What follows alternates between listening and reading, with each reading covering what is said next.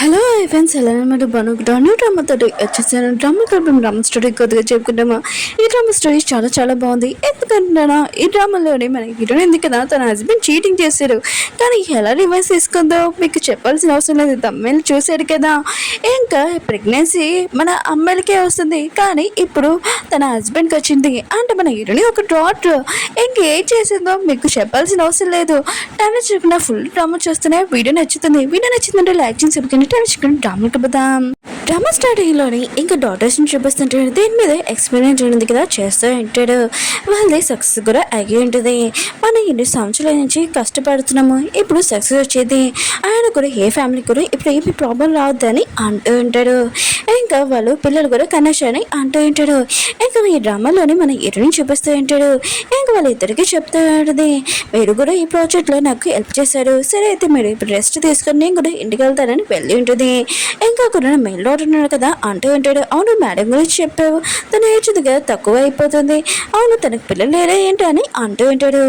ఇంకా లేని అంటూ ఉంటుంది. ఓ నీకు తెలియదు ఏంటి, మేడం ఉంది కదా, తన హస్బెండ్కి కొద్దిగా ప్రెగ్నెన్సీ టైంలో కొద్దిగా ప్రాబ్లం ఉంది, అందుకనే మేడం ఉంది కదా బేబీ గురించి ఇప్పుడు ఏమీ ఆలోచించలేదని అంటూ ఉంటాడు. హీరోని హస్బెండ్ని చూపిస్తూ ఉంటాడు. ఇంకా వాళ్ళ అమ్మ ఉంది కదా, తన కొడుకుని తిరుగుతూ ఉంటుంది. ఎన్ని సంవత్సరాలు అయిపోయింది పెళ్ళి, అయినా కూడా మీరు పిల్లల గురించి ఏమైనా ఆలోచించారా అని అంటూ ఉంటుంది. ఇంకా హీరోని ఉంది కదా వచ్చేటది, బయట నుంచి ఇవన్నీ వింటూ ఉంటుంది. తన అదే ఉంది కదా వాళ్ళ ఆయన్ని తిడుతుందని. ఇంకా వాళ్ళమ్మ అంటూ ఉంటుంది, పెళ్ళి 5 సంవత్సరాలు అయిపోయింది, అయినా కూడా పిల్లల గురించి ఏమీ ఆలోచించలేదు, బయట వాళ్ళందరూ నోటికి వచ్చినట్టు మాట్లాడుతున్నాడని అంటూ ఉంటాడు. ఇంక హీరోని హస్బెండ్ అంటూ ఉంటాడు, నేను తనని పెళ్లి చేసుకున్నాను, కొన్ని రోజుల వరకు పిల్లలు వద్దు అనుకున్నానమ్మా అని అంటూ ఉంటాడు. ఇంకేటోడు ఉంది కదా, తన హస్బెండ్ తన సైడ్ మాట్లాడుతున్నాడు, చాలా హ్యాపీగా ఫీల్ అవుతూ ఉన్నది. హీరోని హస్బెండ్ అంటూ ఉంటాడు, అమ్మ హీరోని ఉంది కదా పిల్లలు కనలేదు, ఆయన కూడా తను చాలా వీక్ అని అంటూ ఉంటాడు. హీరోని మాతో విషయం చాలా కోపం వస్తుంటుంది. ఇంకా వాళ్ళమ్మ అంటూ ఉంటుంది, ఆయన కూడా పిల్లలు కనలేని అమ్మాయిని నువ్వు ఎందుకు పెళ్లి చేసుకున్నావు అని అంటూ ఉంటాడు. ఇంకా హీరోని హస్బెండ్ కదా ఇంకా వాళ్ళ అమ్మని కూర్చోపెట్టి అంటూ ఉంటాడు, అమ్మ నాకు ఇంకో టెన్షన్ ఉంది, ఏంటంటే ఎరుడింది కదా తన ప్రాపర్టీ మొత్తం నాకు రాయలేదు, దాని గురించి నేను ఆలోచిస్తున్నానని అంటూ ఉంటాడు. ఇంకా దాని గురించి నేను తనని పెళ్లి చేసుకున్నానని అంటూ ఉంటాడు. ఎరుడి మొత్తం చాలా కోపం వస్తుంటుంది, లోపలికి వెళ్ళాలనుకుంటుంది, కానీ కోపం మొత్తం కంట్రోల్ పెట్టుకొని అక్కడ నుంచి బాట్లని వెంటబడితే హీరోని వాళ్ళ హస్బెండ్ వాళ్ళ అమ్మ అంటూ ఉంటుంది, అవును నేను హీరోని ఉంది కదా ప్రాపర్టీ కోసమే ఇదంతా భరిస్తున్నాను, పెళ్ళయి 5 సంవత్సరాలు అయింది, పిల్లలకి కనలేని ఇంకా కోడలు నాకు అవసరం లేదని అంటూ ఉంటుంది. ఇంకా తన కోసము సూప్ కూడా నేను రెడీ చేశాను, ఇంకా తొందరగా బేబీ ఉంది కదా రావాలని అని అంటూ ఉంటుంది.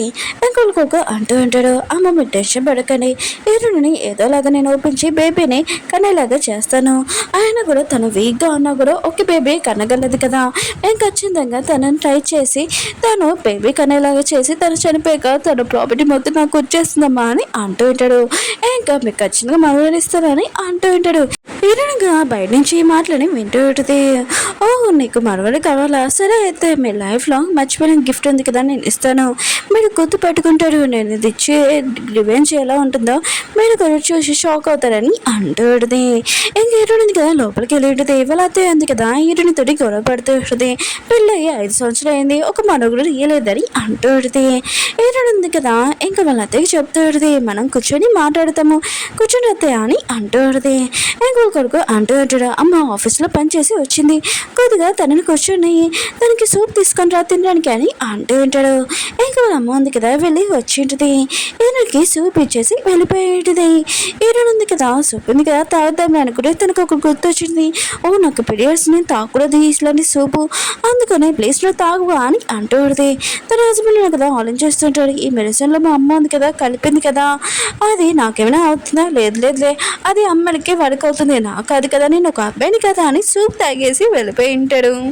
హీరోయిన్ ఉంది కదా గుర్తు తెచ్చుకున్నాడు. తన హస్బెండ్ ఉంది కదా తనని ఫస్ట్ టైం ప్రపోజ్ చేసినప్పుడు ఇంకా హీరోయిన్ ఉంది కదా చెప్పేది, నేను పిల్లలు కనడానికి నాకు కొద్దిగా ప్రాబ్లం అని అంటూ ఇంకా తన హస్బెండ్ అంటూ ఉంటాడు, నాకేమీ సంబంధం లేదు, ఆయన కూడా నాకు నీకు కావాలి, ఇంకా పిల్లలు డెలివరీ అయ్యే టైంకి నేను ఉంటాను, నా ప్రేమ కూడా నేను పెయిన్ తగ్గిపోతుందని అంటూ ఉంటాడు.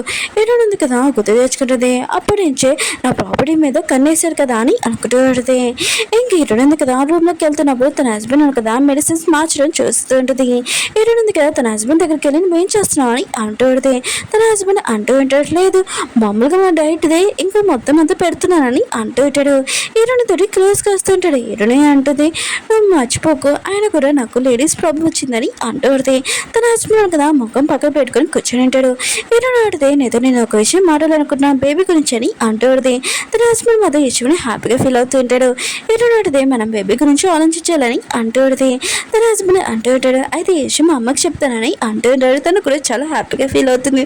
రేపు మార్నింగ్ అని అంటూ ఉంటాడు. హీరోని ఆడితే మేము ఒక ఎక్స్పీరియన్స్ ఉంది కదా, చేస్తున్నాం కదా హాస్పిటల్లోని, అది సక్సెస్ అయింది అని అంటూ ఉంటాడు.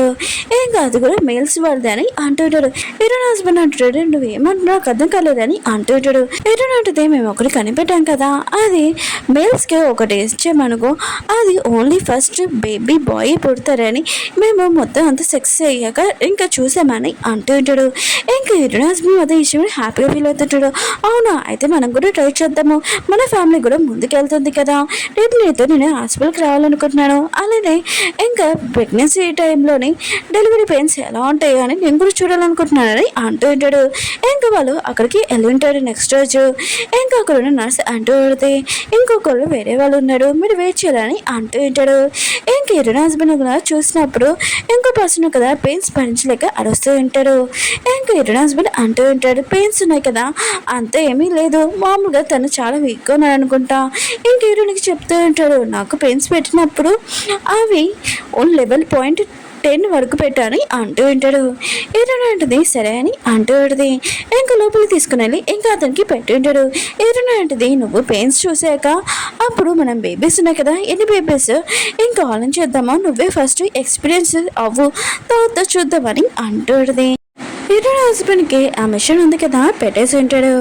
ఇంకా అక్కడున్న నర్స్ అంటూ ఉంటే నేను లెవెల్ పాయింట్ 10 వరకు పెట్టానని అంటూ ఉంటాడు. ఇంకా అక్కడనే హీరోయిన్ హస్బెండ్ అంటూ ఉంటాడు, నాకేం పైన అనిపిస్తలేదు అని అంటూ ఉంటాడు. ఇంకా హీరోయిన్ ఉంది కదా కొద్దిగా పవర్ ఉంది కదా ఇంక్రీజ్ చేయాలని అంటూ ఉంటాడు. ఇంకా నర్స్ ఉంది కదా ఇంక్రీజ్ చేసినప్పుడు కొద్దిగా హీరోయిన్ హస్బెండ్కి పెయిన్ అనిపిస్తూ ఉంటుంది. హీరోయిన్ వైపు చూపారు. హీరోయిన్ అంటుంది, పెయిన్ ఉంది కదా మా హస్బెండ్కి చాలా స్ట్రాంగ్, ఆయన కూడా పెయిన్ ఉంది కదా భరించగలరు. ఆ నర్స్ దగ్గర నుంచి తీసుకొని ఇంకా పవర్ ఉంది కదా తను ఎంకరేజ్ చేసి ఉంటుంది. హీరోయిన్ హస్బెండ్ మొత్తం భరించలేక ప్లీజ్ అది తీసి అని మిషన్ అని అంటూ ఉంటుంది. హీరోయిన్ ఉంది కదా తన హస్బెండ్ని అంటూ ఉంటుంది, లేడీస్లోనే కదా డెలివరీ ఇచ్చేటప్పుడు చాలా ఈజీ అన్నావు కదా, నువ్వేంటి అలానే అరుస్తున్నావు అని అంటూ ఉంటుంది.